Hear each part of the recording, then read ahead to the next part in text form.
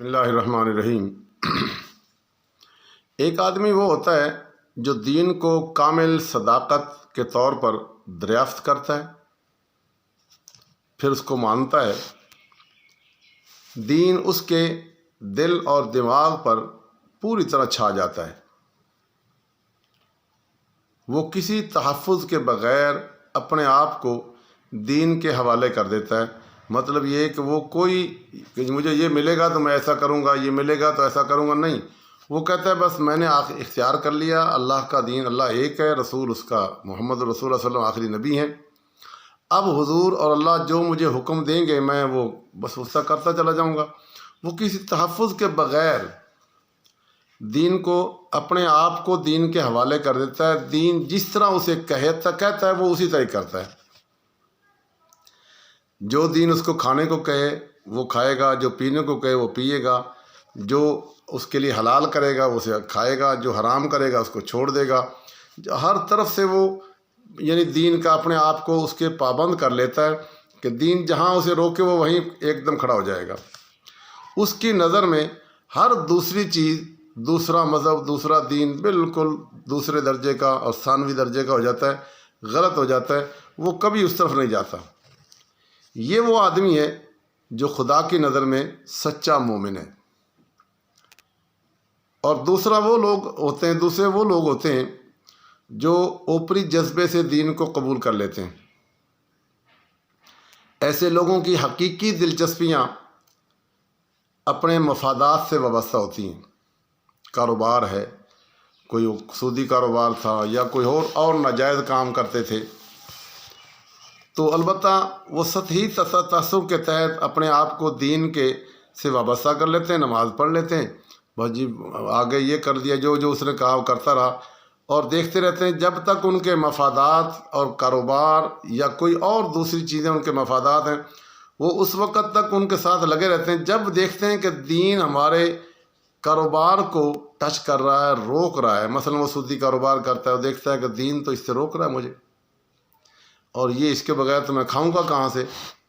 تو پھر اسی طرح وہ کوئی اور ناجائز کاروبار کرتا تھا، رشوت لیتا تھا یا اور کوئی چیز حرام کام کا تھا، جو اللہ رسول شراب خوری کرتا تھا، شراب بیچتا تھا وغیرہ وغیرہ۔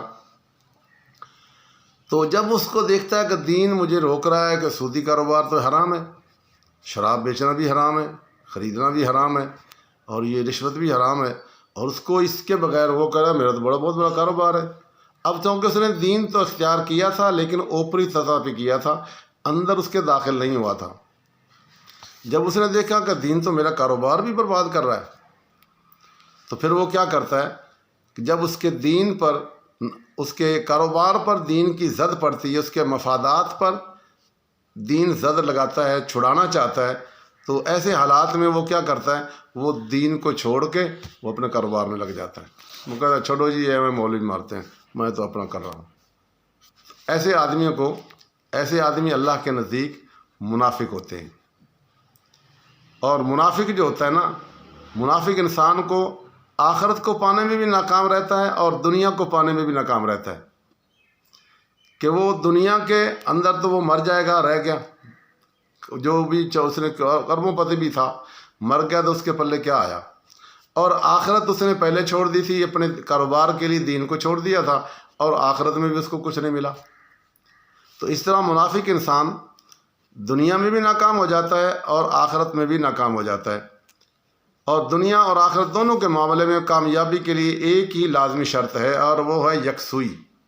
آپ یکسوئی کے ساتھ ایک اللہ اور ایک اللہ کے رسول یعنی دین کے ساتھ اپنے آپ کو ایسا وابستہ کر لیں کہ باقی سب کو چھوڑ دیں۔ اب دین کے لیے اللہ رسول کا حکم جہاں آئے، جس وقت آئے، اپنے آپ کو، جس کو ایک حدیث میں حضور نے فرمایا مومن آدمی کی مثال اس طرح ہے جس طرح وہ رسی کے ساتھ کوئی جانور بندھا ہوا اور قلعے کے ساتھ، کھونٹے کے ساتھ بندھا ہوا ہے۔ وہ رسی جتنی لمبی ہوگی نا، جانور وہاں تک ہی جائے گا، اسے آگے نہیں جا سکے گا۔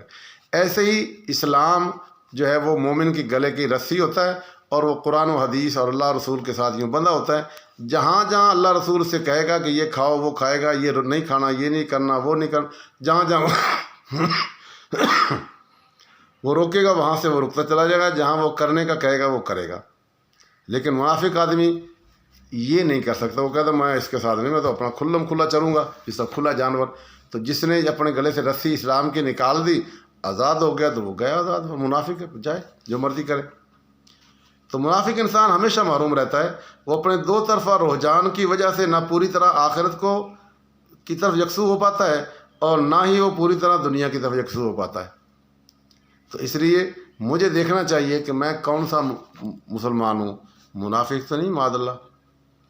مومن ہوں تو پھر ایسا نہیں ہو سکتا کہ مومن ہو کے میں رشوت لوں, مومن ہو کے میں دوسرے کی زمین پہ قبضہ کر لوں, مسلمان اور مومن ہونے کے باوجود میں دوسرے کے پیسے ہڑپ کر جاؤں, یا سودی کاروبار کرنا شروع کر دوں, یا میں حرام کام کروں, حرام کھاؤں, یا میں اور کوئی برے کام کروں جو کافر والے کام وہ کر رہا ہوں.